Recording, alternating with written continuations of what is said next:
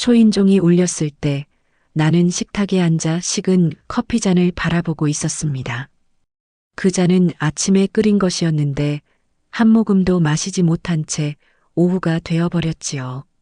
표면에 기름막이 얇게 떠 있었고 나는 그걸 보면서 이상하게도 내 인생이 저렇게 식어가고 있다는 생각을 했어요. 41해 전 남편이 사라진 그날부터 시간은 이렇게 흘러왔습니다. 1983년 11월 그는 공장 화재 사고로 실종됐어요. 시신도 찾지 못했습니다. 7년 뒤 법원에서 사망 판정을 받았고 그때부터 나는 공식적으로 미망인이 됐지요.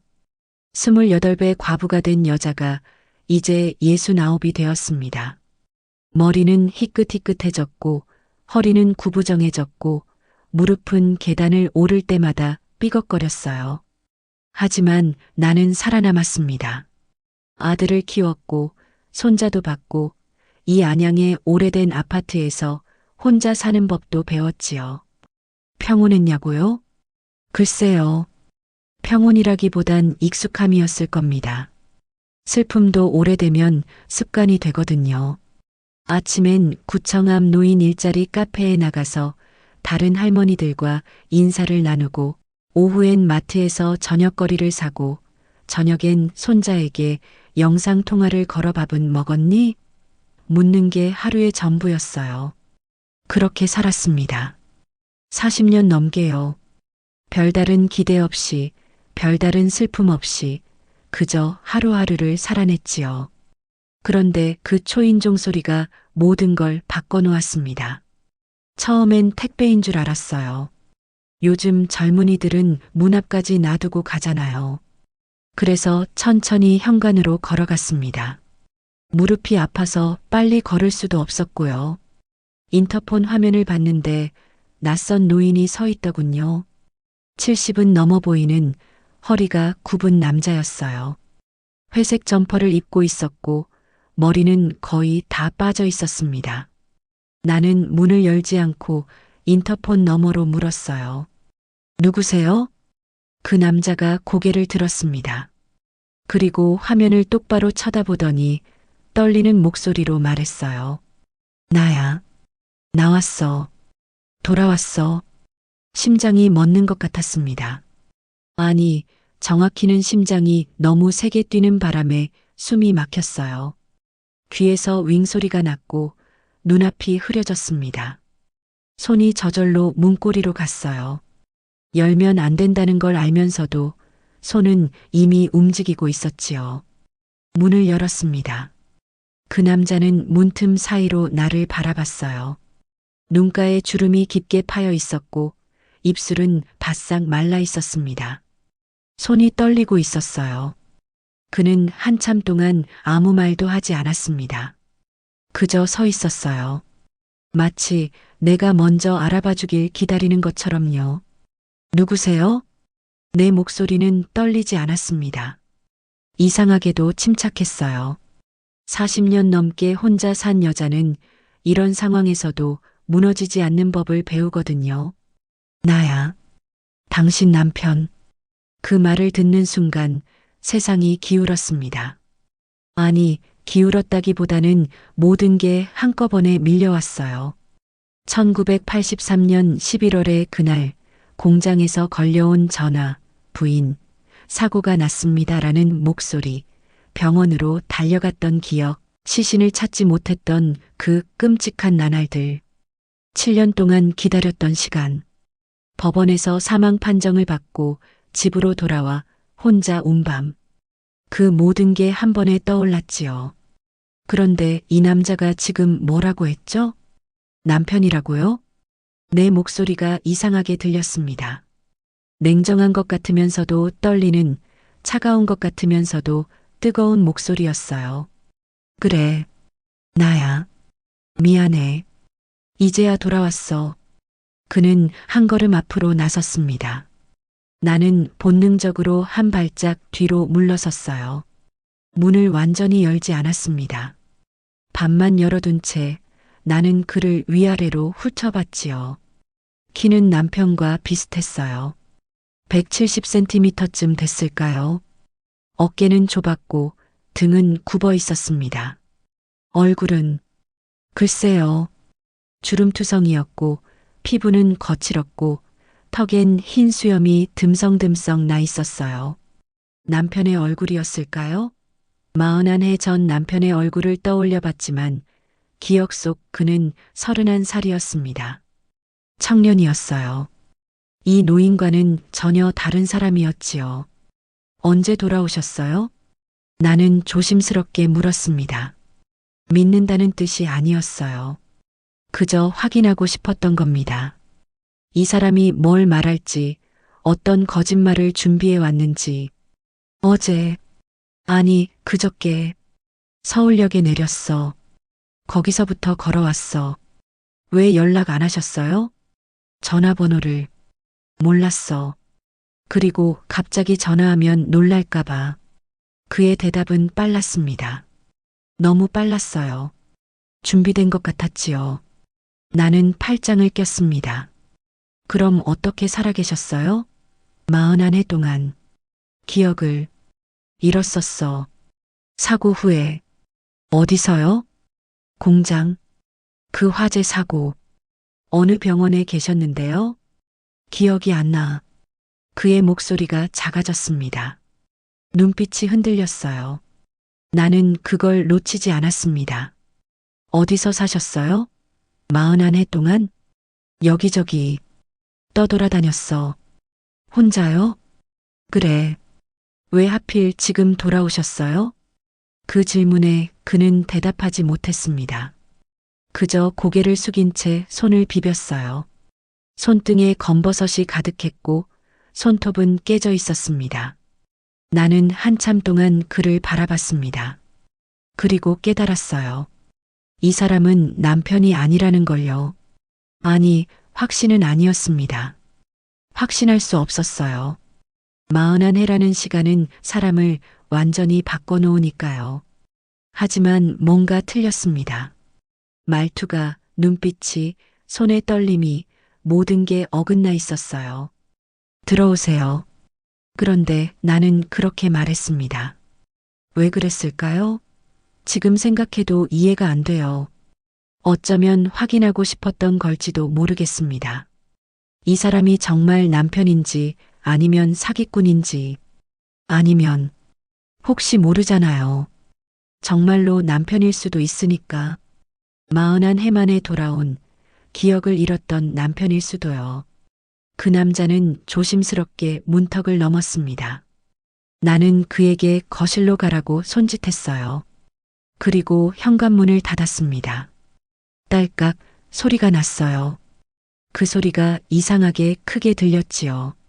마치 뭔가 돌이킬 수 없는 일을 저지른 것 같은 느낌이었습니다. 그는 거실 소파에 앉았어요. 등을 곧게 펴지 못하고 구부정하게 앉았습니다.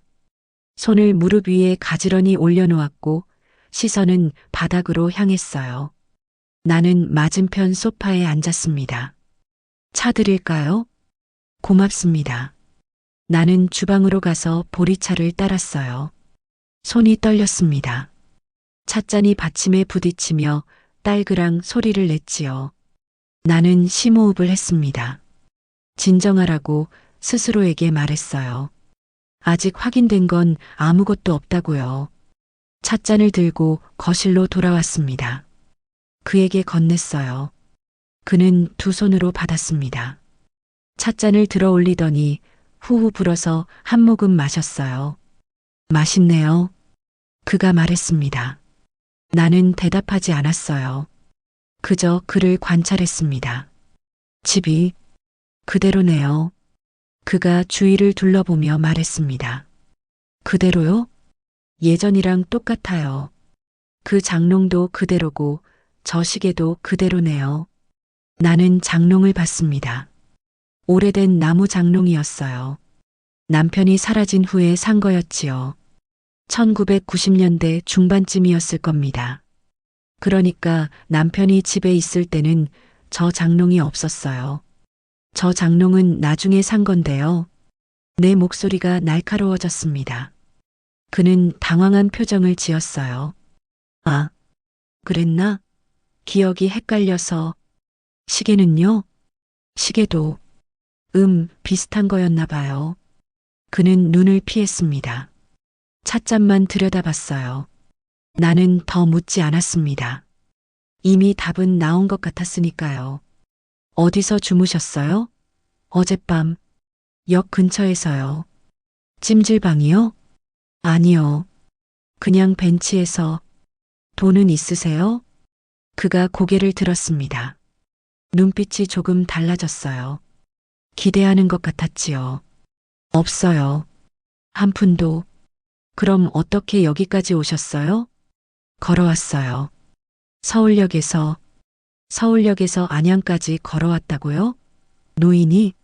나는 믿을 수 없었습니다. 힘들지 않으셨어요? 힘들었죠. 근데 당신을 보고 싶었어요. 그 말에 나는 아무 대꾸도 하지 않았습니다. 침묵이 흘렀어요. 길고 무거운 침묵이었습니다. 거실의 벽시계만 째깍째깍 소리를 냈지요. 나는 그 소리를 들으며 생각했습니다. 이 사람은 누구일까? 왜 여기 왔을까? 뭘 원하는 걸까? 그리고 무엇보다 나는 왜 이 사람을 들여보낸 걸까? 배고프시겠어요? 나는 그렇게 말하고 일어났습니다. 냉장고에서 반찬을 꺼내 식탁에 차렸어요. 김치, 된장찌개, 계란말이, 밥도 데웠습니다. 그는 식탁 앞에 앉아 숟가락을 들었어요. 그리고 한 숟가락 떠서 입에 넣었습니다. 맛있어요. 그가 중얼거렸습니다. 눈가에 눈물이 맺혔어요. 나는 그걸 보면서 이상한 기분이 들었습니다. 동정심이었을까요? 아니면 연민이었을까요? 아니면 단지 불쌍하다는 생각이었을까요? 그는 밥을 다 먹었습니다. 그릇을 싹싹 긁어 먹었어요. 마지막 한 톨까지요. 나는 그 모습을 보며 생각했습니다. 이 사람은 굶주려 있구나. 단지 음식만이 아니라 무언가에 절실히 굶주려 있구나. 고맙습니다. 그가 말했습니다. 나는 고개를 끄덕였어요. 오늘 밤은 어디서 주무실 건가요? 모르겠어요. 여기 계실래요? 그 말이 내 입에서 나왔을 때 나 스스로도 놀랐습니다. 왜 그런 제안을 했을까요? 지금도 이해가 안 돼요. 어쩌면 확인하고 싶었던 걸지도 모릅니다. 이 사람의 정체를요. 가까이서 지켜보면 뭔가 드러날 거라고 생각했던 것 같아요. 정말요? 그의 눈이 커졌습니다. 기대가 가득 차 있었어요. 작은 방이 하나 있어요. 거기서 주무세요. 하룻밤만. 감사합니다. 정말 감사합니다. 그는 고개를 숙여 인사했습니다. 나는 그에게 작은 방을 보여줬어요. 예전에 아들이 쓰던 방이었지요. 지금은 창고처럼 쓰고 있었습니다. 이불은 제가 깔게요. 아니에요, 제가 할게요. 그럼 여기 이불장에 있어요. 나는 이불장을 가리키고 방을 나왔습니다. 문을 닫으며 마지막으로 그를 봤어요. 그는 이불을 꺼내며 뭔가 중얼거리고 있었습니다. 알아듣지 못했지만 감사하다는 말인 것 같았어요. 내 방으로 돌아왔습니다. 침대에 앉아 한참 멍하니 있었어요. 창밖은 어두워지고 있었습니다. 아파트 단지의 불빛들이 하나둘 켜지고 있었지요. 나는 그 불빛들을 보며 생각했습니다. 저 집들에도 각자의 이야기가 있겠지. 각자의 슬픔이 있고 각자의 비밀이 있겠지. 그리고 저 집들 중 누군가도 지금 나처럼 뭔가 잘못되고 있다는 걸 느끼고 있을지도 모르지. 핸드폰을 들었습니다. 아들에게 전화를 걸까 생각했어요. 하지만 뭐라고 말해야 할지 몰랐습니다.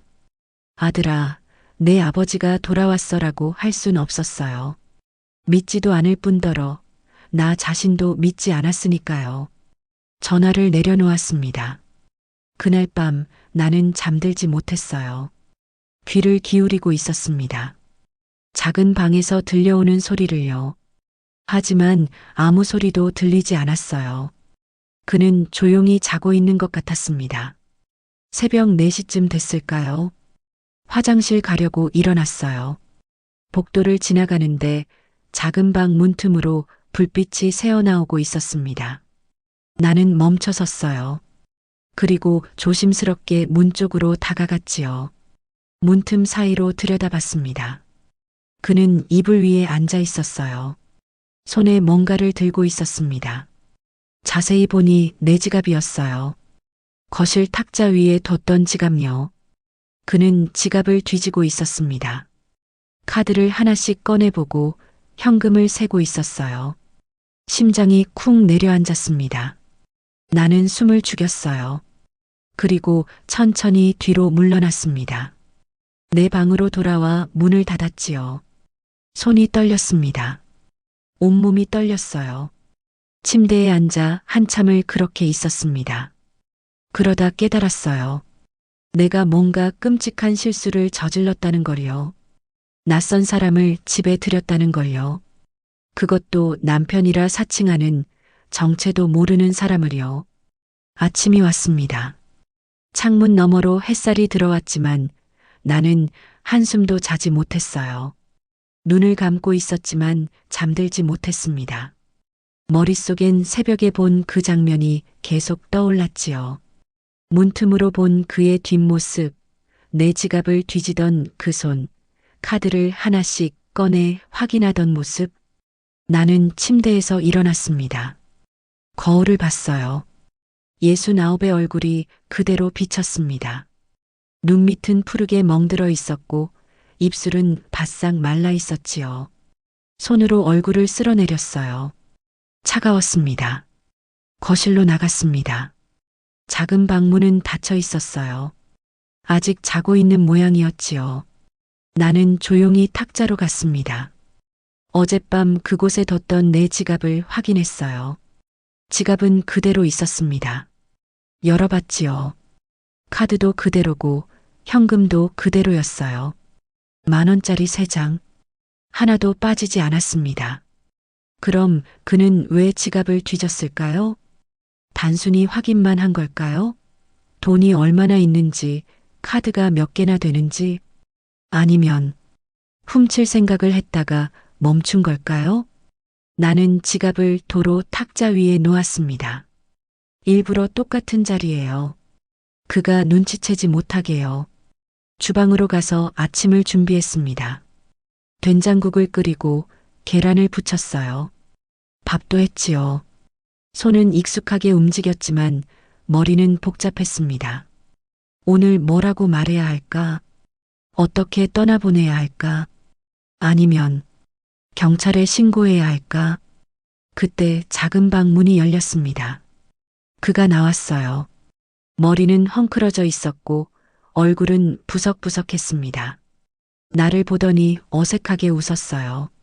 잘 잤어요. 그가 말했습니다. 나는 대꾸하지 않고 식탁을 가리켰어요. 씻고 오세요. 식사 준비됐어요. 고맙습니다. 그는 화장실로 갔습니다. 물소리가 들렸어요. 한참 후에 나왔을 땐 얼굴이 조금 나아져 있었지요. 수건으로 얼굴을 닦으며 식탁에 앉았습니다. 잘 먹겠습니다. 그는 숟가락을 들었어요. 밥을 한 숟가락 떠서 입에 넣고 국을 한 모금 마셨습니다. 그리고 고개를 끄덕이며 말했어요. 맛있어요. 예전 그대로네요. 그 말에 나는 손을 멈췄습니다. 예전 그대로요? 네. 된장국 맛이 똑같아요. 나는 그를 바라봤습니다. 그는 계속 밥을 먹고 있었어요. 아무렇지 않게요. 제가 된장국을 끓인 적 있나요? 당신 앞에서? 그 질문에 그가 동작을 멈췄습니다. 숟가락을 든 채로 굳어 있더니 천천히 고개를 들었어요. 그랬잖아요. 예전에. 언제요? 결혼하고 나서. 우리 결혼한 게 언제였죠? 1980년? 나는 웃음이 나왔습니다. 쓴웃음이었어요. 1982년이에요. 5월에 그의 얼굴이 굳었습니다. 아, 맞아. 기억이 헷갈려서 결혼 날짜를 헷갈려요? 기억을 잃었었잖아요. 그래서 어느 병원에서 치료받았다고 했죠? 기억이 안 난다고 했잖아요. 그럼 퇴원은 언제 했어요? 몇 년 전에. 몇 년이요? 정확히 그는 대답하지 못했습니다. 숟가락을 내려놓고 손을 비볐어요. 땀이 나는 모양이었지요. 나는 더 묻지 않았습니다. 이미 충분했으니까요. 식사는 침묵 속에서 끝났습니다. 그는 밥그릇을 비웠지만 나는 거의 먹지 못했어요. 목으로 넘어가지 않았거든요. 설거지를 하는데 그가 다가왔습니다. 도와드릴까요? 괜찮아요. 미안해요. 제가 기억력이 좋지 않아서. 나는 손을 멈추고 그를 봤습니다. 그는 내 눈을 피했어요. 당신 누구예요? 내가 물었습니다. 목소리는 낮았지만 단단했어요. 뭐라고요? 당신이 누구냐고요? 진짜 남편이에요? 아니면 다른 사람이에요? 저 정말 어젯밤에 내 지갑 뒤졌죠. 그 말에 그가 얼어붙었습니다.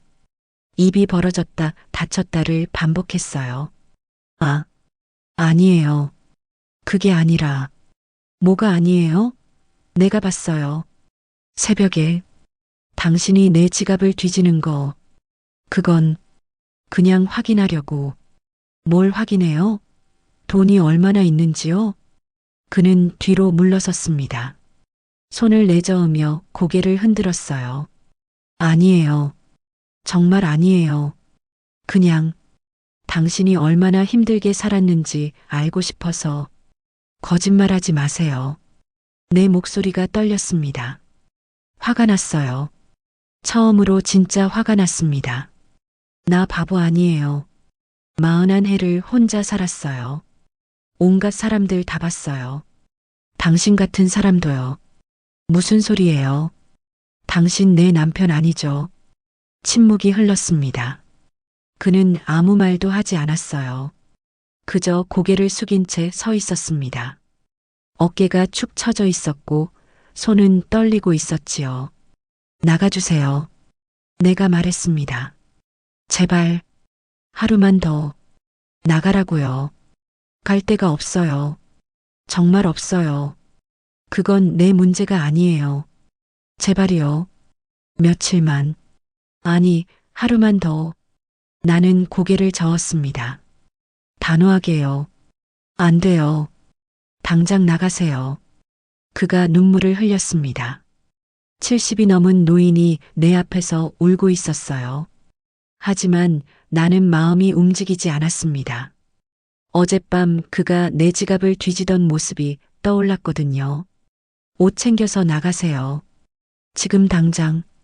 그는 한참을 서 있다가 결국 작은 방으로 들어갔습니다. 얼마 지나지 않아 나왔어요. 손에는 아무것도 들지 않았습니다. 애초에 가진 게 없었으니까요. 현관으로 갔습니다. 신발을 신으면서 그가 돌아봤어요. 정말 미안해요. 나는 대답하지 않았습니다. 문을 열어줬어요. 그는 문턱을 넘었고 나는 문을 닫았습니다. 딸깍. 그 소리가 크게 울렸습니다. 나는 문에 등을 기댄 채 한참을 서 있었어요. 다리에 힘이 빠졌습니다. 바닥에 주저앉고 싶었지요. 하지만 참았어요. 아직 끝난 게 아니었거든요. 핸드폰을 꺼냈습니다. 아들에게 전화를 걸었어요. 3번 신호음이 울린 후 아들이 받았습니다. 엄마, 아들아. 왜요? 무슨 일 있어요? 엄마가 지금 좀 이상한 일을 겪었어. 무슨 일인데요? 나는 한참을 말하지 못했습니다. 뭐라고 설명해야 할지 몰랐어요. 그런데 아들이 기다려줬습니다. 재촉하지 않고요. 어제 어떤 사람이 왔었어. 자기가 내 아버지라고.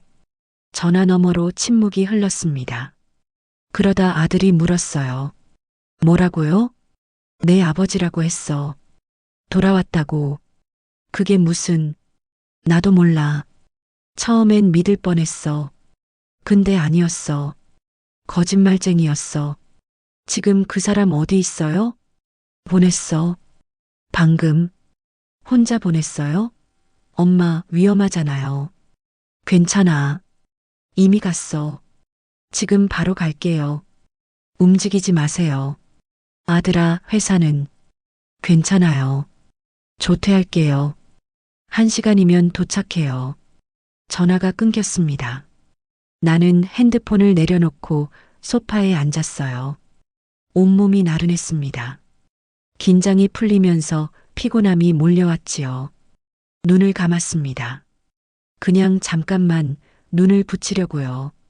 그런데 또 초인종이 울렸습니다. 눈을 떴어요. 심장이 쿵 내려앉았습니다. 설마 그 남자가 다시 온 건가? 인터폰 화면을 봤습니다. 하지만 그가 아니었어요. 낯선 여자였습니다. 50대쯤 돼 보이는 단정한 옷차림의 여자요. 누구세요? 안녕하세요. 구청 민원과에서 나왔습니다. 구청이라고요? 나는 의아해하며 문을 열었습니다. 그 여자는 명함을 건넸어요. 혹시 어제 방문자 있으셨나요? 나이 드신 남성분? 어떻게 하셨어요? 신고가 들어왔어요. 이 동네에서 노인을 사칭한 사기범이 돌아다닌다고요. 사기범이라는 말에 나는 움찔했습니다. 들어오시겠어요? 감사합니다. 그 여자가 들어왔어요. 거실에 앉더니 가방에서 서류를 꺼냈습니다. 혹시 그분이 뭐라고 하셨나요? 자기가 제 남편이라고 했어요. 남편분이시라고요? 네. 40년 넘게 실종됐던 남편이라고. 그 여자가 고개를 끄덕였습니다. 그리고 서류를 펼쳤어요. 혹시 남편분 성함이 어떻게 되세요? 나는 남편의 이름을 말했습니다. 그 여자는 뭔가를 적더니 고개를 들었어요. 주민등록번호 아세요? 알죠. 나는 번호를 불렀습니다. 그 여자가 노트북을 꺼내 뭔가 검색했어요. 한참을 들여다보더니 말했습니다. 남편분, 1990년에 사망 처리되셨네요. 네. 법원 판결로요. 그럼 어제 오신 분은 다른 사람이에요. 저도 알아요. 그 여자가 심각한 표정을 지었습니다. 이분이 최근에 여러 건 신고가 들어왔어요. 실종자 가족을 찾아가서 신분을 사칭하고 금전을 요구하는 수법이에요. 금전이요? 네. 처음엔 동정심을 유발하고 나중에 생활비나 병원비를 요구한다고 해요. 피해자가 벌써 3명이에요. 나는 온몸이 차갑게 식는 걸 느꼈습니다. 혹시 돈 들인 건 없으시죠? 아니요. 쫓아냈어요. 방금. 잘하셨어요. 혹시 다시 오면 바로 경찰에 신고하세요. 네. 그 여자는 명함을 한 장 더 꺼냈어요. 이거 경찰서 담당 형사 연락처예요. 혹시 모르니까 갖고 계세요. 고맙습니다. 그 여자가 떠났습니다. 나는 명함을 들고 한참을 바라봤어요. 손이 떨렸습니다. 만약 내가 속았다면 어떻게 됐을까? 만약 돈을 줬다면 어떻게 됐을까? 만약 계속 믿었다면 생각하고 싶지 않았습니다. 1시간쯤 지나서 아들이 왔어요. 숨을 헐떡이며 현관문을 열더니 나를 끌어안았습니다. 엄마, 괜찮아요? 응, 괜찮아. 다친 데는 없어요? 없어. 아무 일 없었어.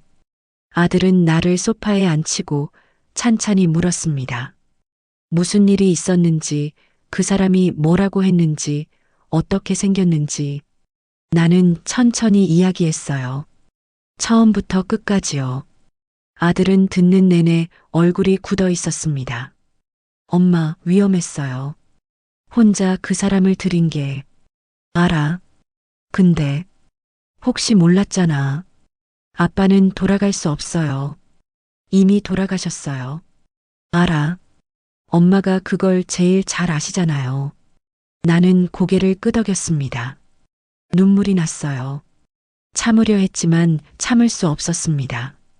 미안해. 엄마가 바보같이. 아니에요. 엄마 잘못 없어요. 아들이 내 손을 잡았습니다. 따뜻했어요. 그 사람이 나쁜 거예요. 엄마 잘못이 아니라고요. 나는 울었습니다. 한참을 울었어요. 아들은 아무 말 없이 옆에 앉아 있었습니다. 울음이 멈췄을 때 아들이 말했습니다. 엄마, 우리 경찰서 가요. 신고해야 해요. 그래야 할까? 당연하죠. 다른 사람도 피해 입을 수 있어요. 나는 고개를 끄덕였습니다. 아들이 옳았어요. 우리는 경찰서로 갔습니다. 접수 창구에서 사건을 설명했어요. 담당 형사가 나와서 자세히 물었습니다. 나는 기억나는 대로 다 말했지요. 그 남자의 생김새, 말투, 행동. 형사가 사진을 보여줬습니다. 이 사람 맞나요? 나는 사진을 봤어요. 그 남자였습니다. 틀림없었지요. 네. 이 사람이에요. 알겠습니다. 진술서 작성해 주시면 수사 들어가겠습니다. 진술서를 썼어요. 한참이 걸렸습니다. 손이 떨려서 글씨가 흔들렸지요. 아들이 대신 써주겠다고 했지만 나는 거절했습니다. 내가 직접 써야 했어요. 경찰서를 나왔을 때는 해가 기울고 있었습니다. 엄마, 오늘 우리 집에서 주무세요. 아들이 말했습니다. 괜찮아. 집에 갈게. 혼자 있으면 무서우실 텐데. 괜찮다니까. 엄마 강해. 아들은 걱정스러운 표정을 지었지만 더는 말하지 않았습니다. 나를 집까지 데려다 줬어요. 현관 앞에서 아들이 말했습니다. 문단속 잘하시고 이상한 사람 오면 바로 연락해요. 알았어. 오늘 밤에 전화 드릴게요. 그래. 조심히 가. 아들이 떠났습니다. 나는 집에 들어가 문을 잠갔어요. 체인까지 걸었습니다. 고요했습니다. 너무 고요해서 귀가 아팠어요. 나는 거실을 천천히 둘러봤습니다. 어제 그 남자가 앉았던 소파, 밥을 먹었던 식탁, 잤던 작은 방. 모든 게 그대로였지만 뭔가 달라진 것 같았어요. 그날 밤 나는 또 잠들지 못했습니다. 창밖을 보고 있었어요. 아파트 불빛들이 하나씩 꺼져갔지요. 사람들은 잠들고 있었습니다. 하지만 나는 잠들 수 없었어요. 자꾸 생각났거든요. 그 남자의 마지막 표정이요. 문을 나서며 돌아봤던 그 슬픈 눈빛이요. 나는 고개를 저었습니다. 동정하면 안 된다고 스스로에게 말했어요. 그는 사기꾼이었어요. 나를 이용하려 했던 거예요. 하지만 가슴 한편이 무거웠습니다. 왜일까요? 왜 자꾸 그 사람이 떠오르는 걸까요? 사흘이 지났습니다.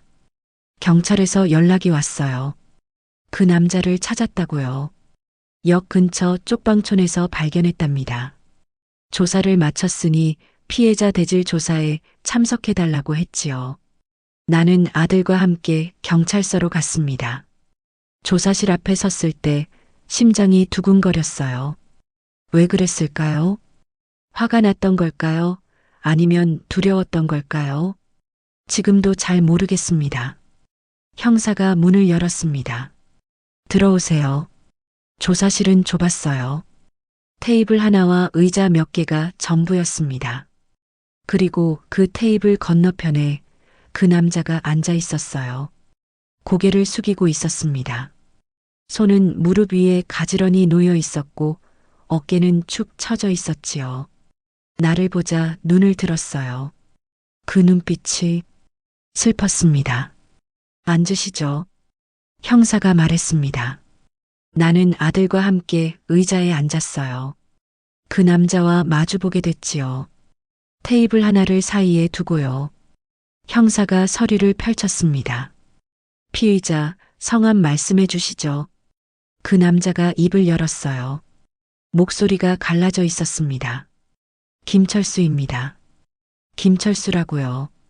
그게 그의 진짜 이름이었던 거죠. 나이는요? 72입니다. 주소는요? 없습니다. 노숙이요? 네. 형사가 나를 봤습니다. 피해자분, 이 사람 기억하시죠? 네. 맞습니까? 댁에 방문했던 사람이요. 맞아요. 형사가 고개를 끄덕이고 그 남자를 봤어요. 피의자, 피해자분께 뭐라고 말했습니까? 그 남자가 대답하지 않았습니다. 고개만 더 숙였어요. 대답하세요. 남편이라고 했습니다. 왜 그런 거짓말을 했습니까? 대답 안 하면 조사 진행 못 합니다. 그 남자가 천천히 고개를 들었어요. 나를 똑바로 봤습니다. 돈이 필요했습니다. 그 순간 방 안의 공기가 얼어붙었습니다. 나는 그를 바라봤어요. 그의 눈을 똑바로 봤습니다. 그리고 물었지요. 얼마요? 뭐가요? 얼마가 필요했냐고요. 그가 입술을 깨물었습니다. 100만 원이요. 100만 원. 겨우 100만 원 때문에 사람의 상처를 건드린 거였습니다. 왜 하필 저였어요? 내가 물었습니다. 목소리가 떨렸어요. 왜 하필 제 남편을 사칭했냐고요. 신문에서 봤습니다. 뭐요? 1983년 공장 화재 사건. 실종자 명단이 나왔었어요. 그때 저도 그 공장에서 일했습니다. 순간 숨이 멎었습니다.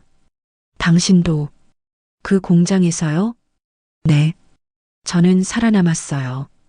근데 당신 남편은 그래서 그걸 이용한 거예요? 내 목소리가 높아졌습니다. 참을 수가 없었어요. 당신이 그 공장에 있었으면서 그 일이 얼마나 끔찍했는지 알면서 어떻게 그럴 수 있어요? 미안합니다. 미안하다고요? 나는 일어섰습니다. 테이블을 탁 치며 소리쳤지요. 내가 얼마나 기다렸는지 알아요? 몇 년을 기다렸는지 알아요? 알아요. 뭘 알아요? 당신이 뭘 알아요? 아들이 내 팔을 잡았습니다. 엄마, 진정하세요. 진정하라고? 어떻게 진정해? 나는 아들의 손을 뿌리쳤어요. 그리고 그 남자를 향해 소리쳤습니다. 7년이에요. 7년을 기다렸어요. 혹시나 살아 돌아올까봐 매일 밤 문 앞에서 기다렸어요. 근데 당신은 그걸 이용한 거예요. 죄송합니다. 정말 죄송합니다. 죄송하다고 끝나요? 그렇게 쉽게요? 나는 울고 있었습니다. 눈물이 멈추지 않았어요. 내 인생 돌려줄 수 있어요? 돌려줄 수 있냐고요?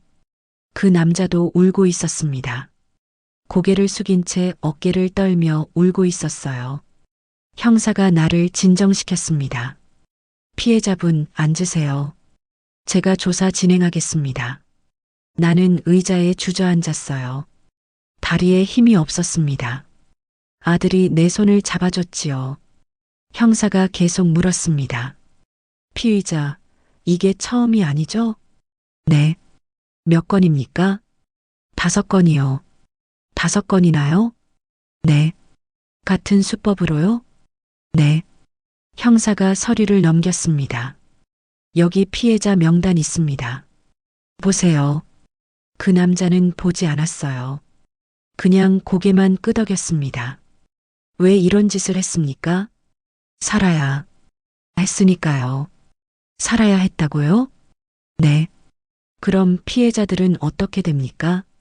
그 남자가 대답하지 못했습니다.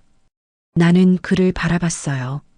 70이 넘은 노인, 등 굽은 노인, 손 떨리는 노인, 내 남편이 아닌 그저 한 명의 불쌍한 노인. 그런데 화가 났습니다. 불쌍하다고 생각되는데도 화가 났어요. 당신도 가족 있어요? 내가 물었습니다. 그가 고개를 들었어요. 있었습니다. 있었다고요? 다 떠났어요.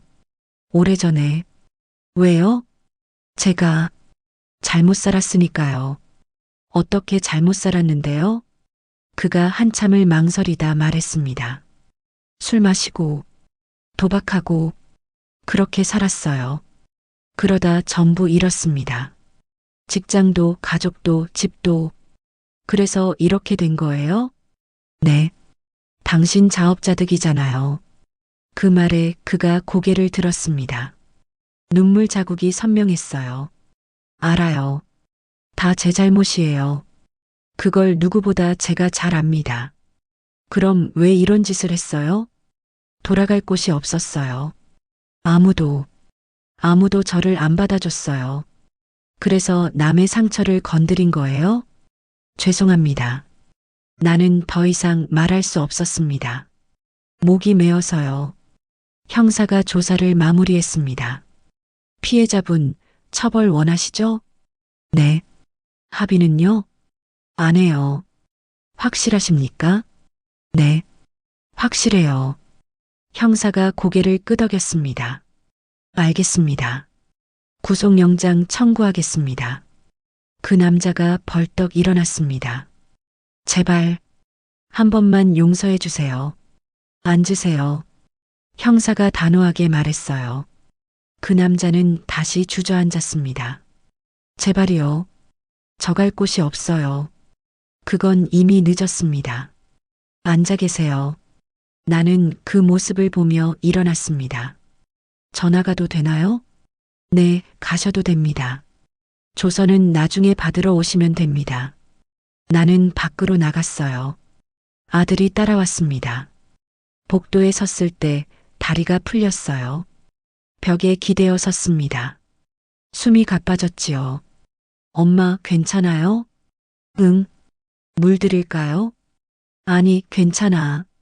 하지만 괜찮지 않았습니다. 온몸이 떨렸어요. 화가 났는지 슬펐는지 분했는지 아니면 허무했는지 알 수 없었습니다. 모든 감정이 한꺼번에 밀려왔거든요. 아들이 내 등을 토닥였습니다. 다 끝났어요. 이제 끝났어요. 응, 집에 가요. 나는 고개를 끄덕였습니다. 우리는 경찰서를 나왔어요. 밖은 추웠습니다. 겨울바람이 차갑게 불었지요. 나는 옷깃을 여미며 걸었습니다. 아들의 차에 탔어요. 시동을 걸었지만 출발하지 않았습니다. 아들이 나를 봤어요. 엄마, 그 사람 불쌍해 보였어요? 나는 창밖을 봤습니다. 불쌍했어. 근데 용서는 못해. 당연하죠. 근데 왜 자꾸 생각나는 거야? 엄마가 착하시니까요. 착한 게 아니야. 그냥 나도 늙어서 그런가 봐. 아들이 내 손을 잡았습니다. 엄마는 강하세요. 항상 그랬어요. 고마워. 집에 도착했습니다. 아들은 나를 현관까지 바래다 줬어요.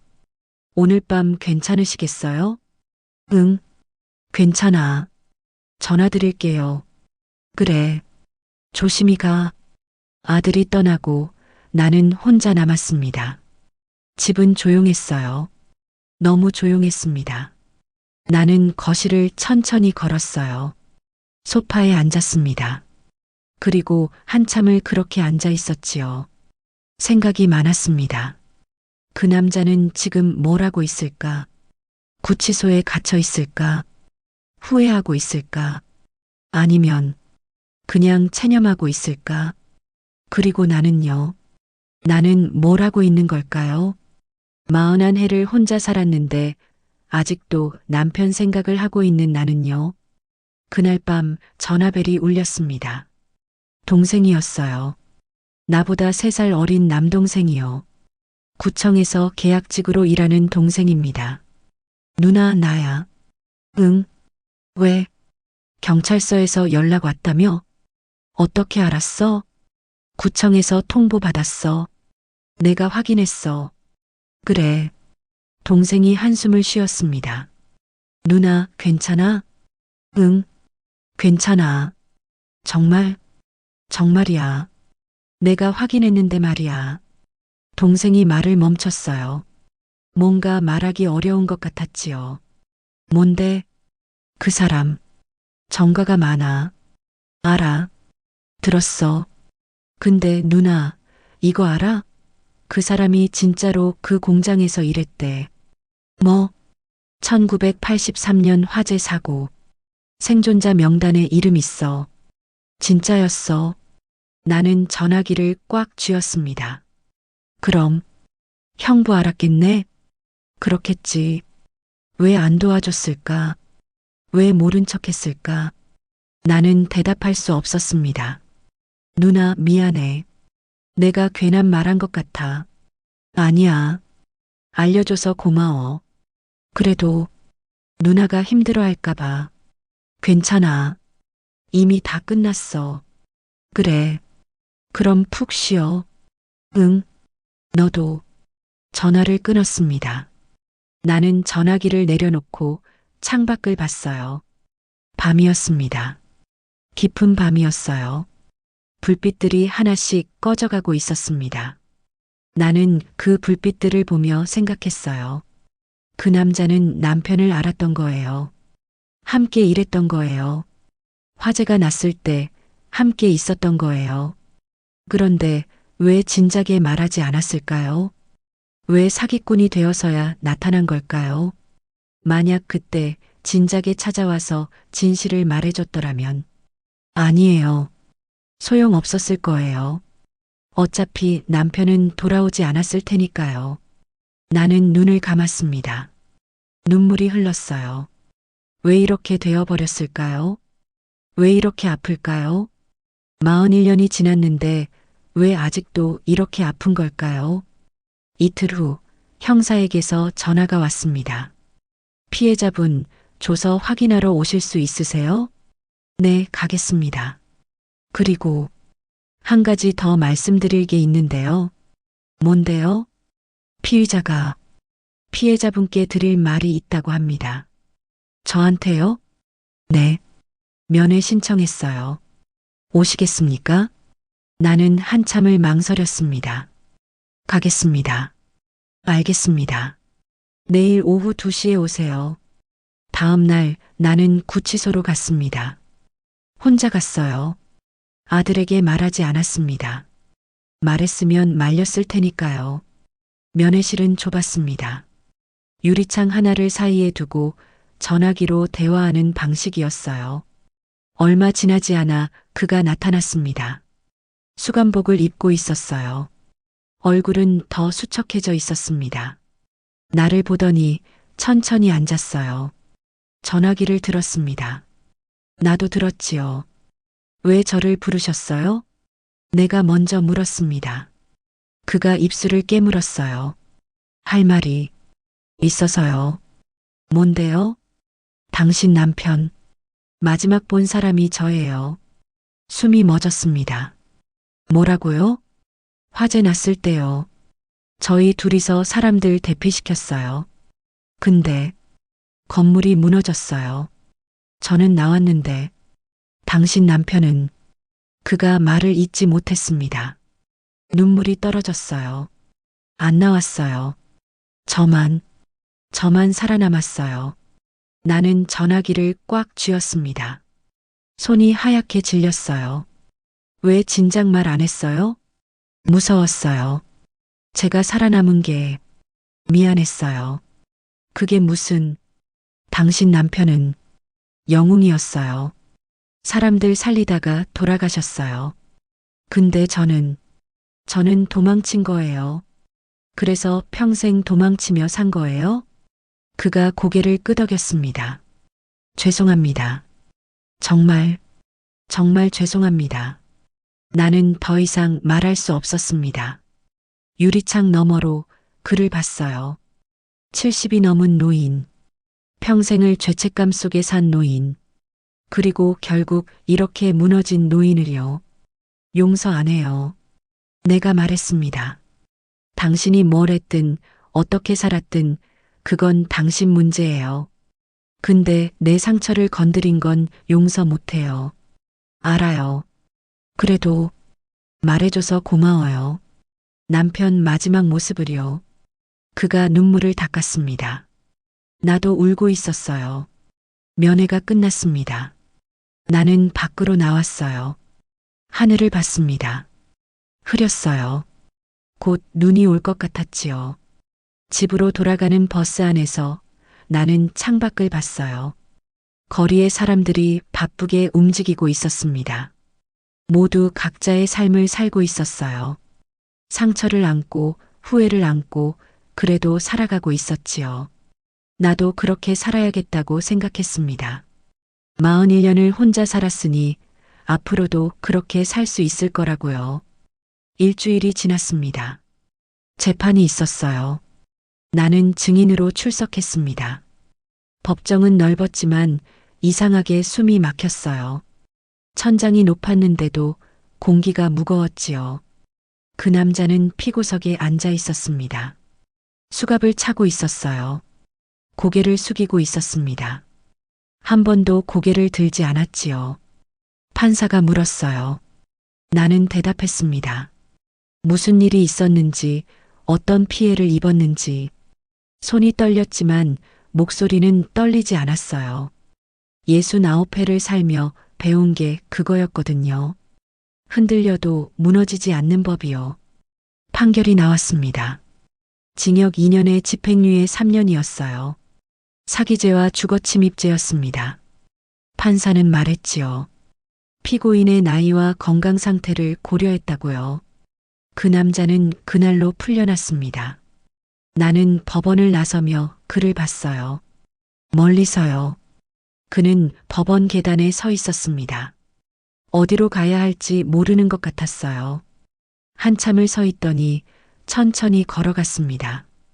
등이 더 굽어 보였어요. 나는 그를 따라가지 않았습니다. 그냥 그 자리에 서서 봤어요. 그가 모퉁이를 돌아 사라질 때까지요. 집에 돌아왔습니다. 현관문을 열고 들어섰을 때 집은 차가웠어요. 난방을 켜두고 나왔는데도 차가웠습니다. 온기가 없었지요. 아니, 온기는 있었는데 느껴지지 않았어요. 거실을 걸었습니다. 소파에 앉았어요. 탁자 위에 찻잔이 그대로 놓여 있었습니다. 며칠 전에 마시던 거였지요. 차는 이미 식어 있었고 표면에 먼지가 앉아 있었어요. 찻잔을 들었습니다. 주방으로 가서 씻었어요. 물이 차가웠습니다. 손이 시렸지만 계속 씻었어요. 깨끗해질 때까지요. 수건으로 물기를 닦으며 창밖을 봤습니다. 해가 지고 있었어요. 겨울 해는 빨리 졌습니다. 오후 5시인데 벌써 어두워지고 있었지요. 보일러를 높였습니다. 따뜻해지길 기다렸어요. 하지만 몸은 좀처럼 따뜻해지지 않았습니다. 추위는 밖에서만 오는 게 아니었거든요. 안에서도 왔어요. 깊은 곳에서요. 저녁을 차렸습니다. 냉장고에 남은 반찬을 꺼냈어요. 김치, 된장찌개, 시금치나물. 밥도 했지요. 혼자 먹을 양이었습니다. 늘 그랬듯이요. 식탁에 앉아 숟가락을 들었어요. 밥을 한 숟가락 뜨려는데 손이 멈췄습니다. 이유는 몰랐어요. 그냥 먹고 싶지 않았습니다. 숟가락을 내려놓았어요. 그리고 식탁을 바라봤습니다. 빈 의자들이 보였어요. 예전엔 남편이 앉았던 자리, 아들이 앉았던 자리. 지금은 비어 있었습니다. 오래전부터 비어 있었지요. 얼마나 앉아 있었을까요? 밥은 식었습니다. 국에서 김이 사라졌어요. 나는 그것들을 치웠습니다. 랩을 씌워 냉장고에 넣었어요. 내일 먹겠지요. 혹은 모레요. 거실로 돌아와 소파에 앉았습니다. 텔레비전을 켰어요. 뉴스가 나왔습니다. 어떤 사건이 있었고, 어떤 사고가 있었고, 날씨는 어떻다는 이야기들이었지요. 나는 듣고 있었지만 귀에 들어오지 않았어요.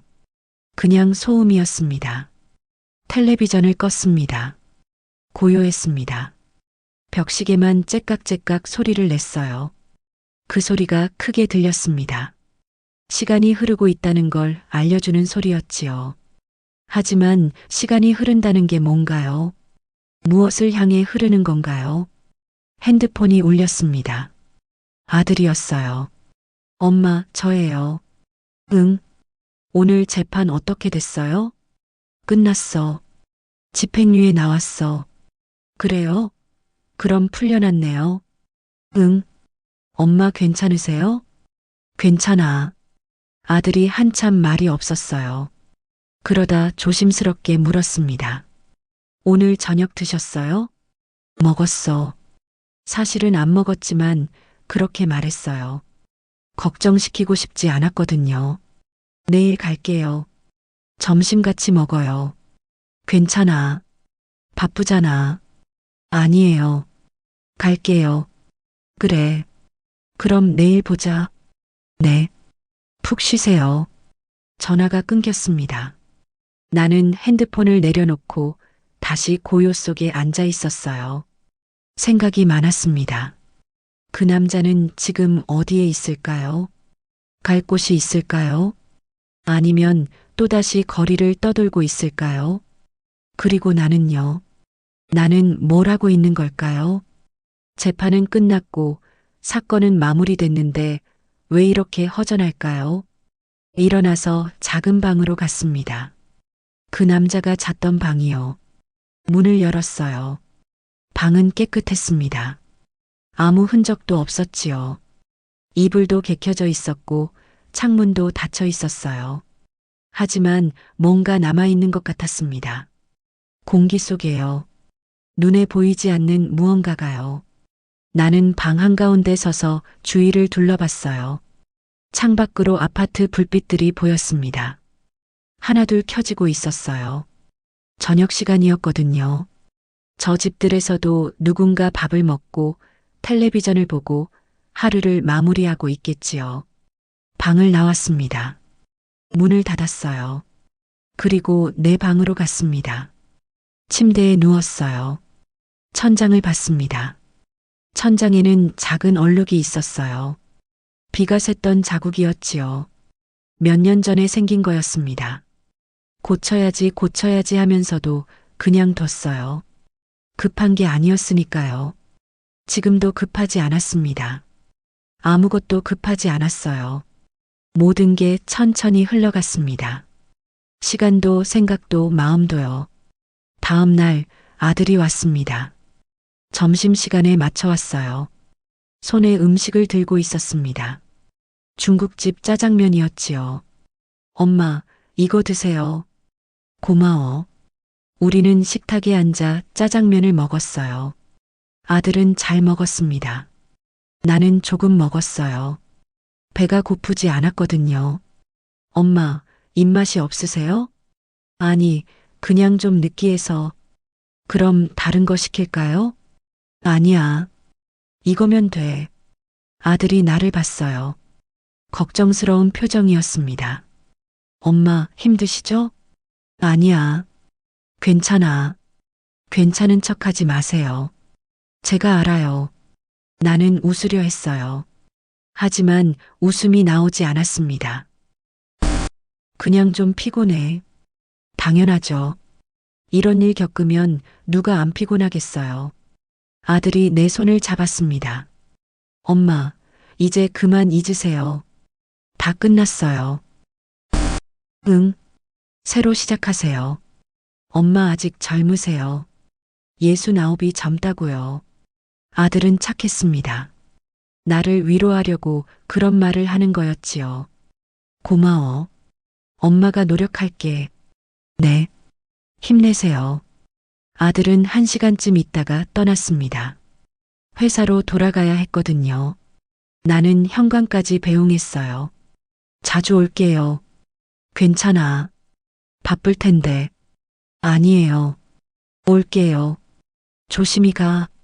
아들이 떠나고 나는 다시 혼자가 됐습니다. 설거지를 했어요. 그릇을 씻고 식탁을 닦고 주방을 정리했습니다. 손은 익숙하게 움직였지요. 40년 넘게 해온 일이었으니까요. 오후가 되었습니다. 해가 중천에 떠 있었어요. 하지만 따뜻하지 않았습니다. 겨울 해는 밝기만 할 뿐이었지요. 나는 외투를 입고 밖으로 나갔습니다. 산책을 하려고요. 오래간만이었어요. 며칠 동안 집에만 있었거든요. 아파트 단지를 천천히 걸었습니다. 놀이터가 보였어요. 아이들이 놀고 있었습니다. 그네를 타고 미끄럼틀을 타고 웃고 떠들고 있었지요. 나는 벤치에 앉아 그 모습을 봤어요. 예전에는 우리 아들도 저기서 놀았었지요.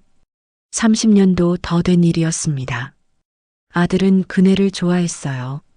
높이 높이 올라가는 걸 무서워하면서도 좋아했지요. 나는 옆에서 지켜봤었어요. 혹시 떨어질까 봐요. 지금 아들은 어른이 됐습니다. 직장을 다니고 결혼을 했고 아이도 낳았어요. 손자는 벌써 초등학생이었지요. 시간이 그렇게 흘렀습니다. 그리고 나는 69이 됐어요. 남편 없이 41년을 살았습니다. 그 시간이 짧았는지 긴 건지 잘 모르겠어요. 그냥 흘러갔어요. 물처럼요. 바람이 불었습니다. 차가웠어요. 얼굴이 시렸습니다.